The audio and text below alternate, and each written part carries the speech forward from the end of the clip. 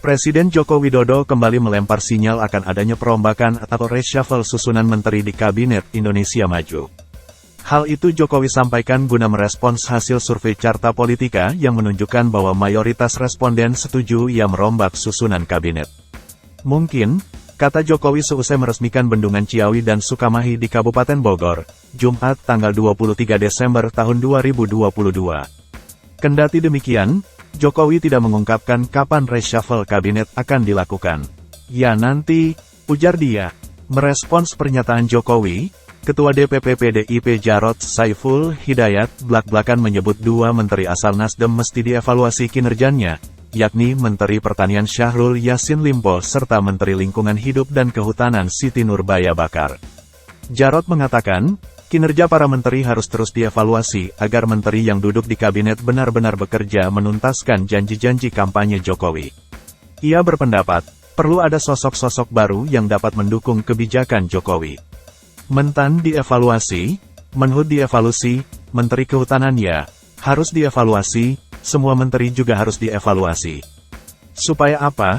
Supaya ada satu darah baru yang segar, yang bisa mendukung penuh kebijakan Pak Jokowi, kata Jarod di kawasan Menteng, Jakarta, Jumat. Sebab, Jarod merasa prihatin terhadap langkah pemerintah kembali mengimpor beras setelah sempat mengeklaim bahwa Indonesia berstatus swasembada beras. Menurut dia, pemerintah semestinya tidak melakukan impor ketika musim panen akan tiba karena itu bakal menyakiti para petani. Oleh sebab itu, anggota Komisi 4 DPR tersebut menegaskan, semua pihak di pemerintah baik itu Kementerian Pertanian, Bulog, maupun Badan Pusat Statistik semestinya membuka data mengenai stok beras di dalam negeri. Perlu enggak kita impor? Katanya masih cukup, perlu enggak kita impor? Yang penting bagi kita harga beras stabil, petaninya bisa untung, ini semua perlu dievaluasi, ujar Jarod. Kendati demikian, mantan Gubernur DKI Jakarta itu menegaskan bahwa keputusan merombak susunan kabinet merupakan hak prerogatif Jokowi.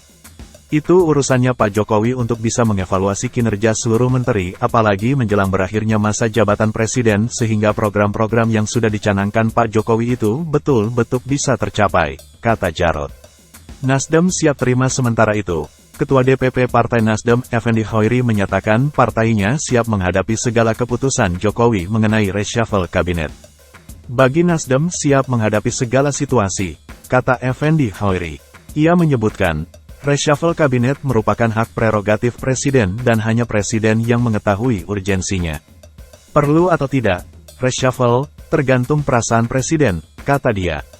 Selain Syahrul dan Siti Nurbaya, ada satu lagi kader Nasdem yang duduk di kabinet, yakni Menteri Komunikasi dan Informatika Johnny G. Plate.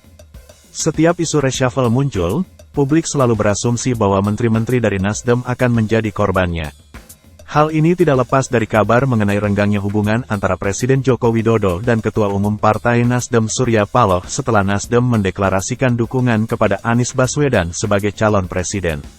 Sekretaris Jenderal PDIP Hasto Kristianto juga pernah melempar sinyal bahwa ada biru yang akan lepas dari pemerintahan Jokowi karena sudah menentukan calon presiden.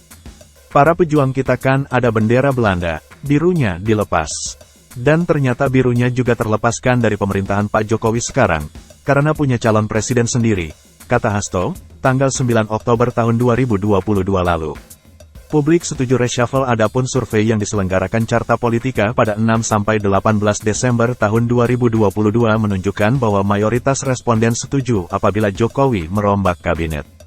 Direktur Eksekutif Carta Politika, Yunarto Wijaya berpandangan, reshuffle kabinet perlu dilakukan Jokowi bila ia ingin memastikan dirinya meninggalkan warisan yang baik setelah lengser kelak. Ada angka 61,8% yang menyatakan setuju. Dan saya pikir ini yang paling penting ya buat jadi PR buat Pak Jokowi kalau ingin meninggalkan legasi, kata Yunarto dalam konferensi pers, Kamis tanggal 22 Desember tahun 2022. Bukan hanya dirinya tetap dicintai oleh masyarakat, tetapi kinerja dari menteri-menterinya secara sektoral itu juga bisa menopang kepercayaan dan kepuasan publik terhadap beliau, kata dia. Yunarto menyampaikan, reshuffle juga perlu dipertimbangkan dengan berkaca pada dinamika politik menjelang pemilihan umum 2024. Sebab, di antara menteri-menteri di kabinet, pasti ada yang berencana maju sebagai calon presiden, calon wakil presiden, atau partainya memiliki posisi politik yang berbeda dengan pemerintahan Jokowi. Saya pikir itu harus menjadi catatan terutama di 2 tahun terakhir yang akan menjadi ujian paling penting buat pemerintahan atau presiden yang sudah tidak bisa maju kembali, kata Yunarto.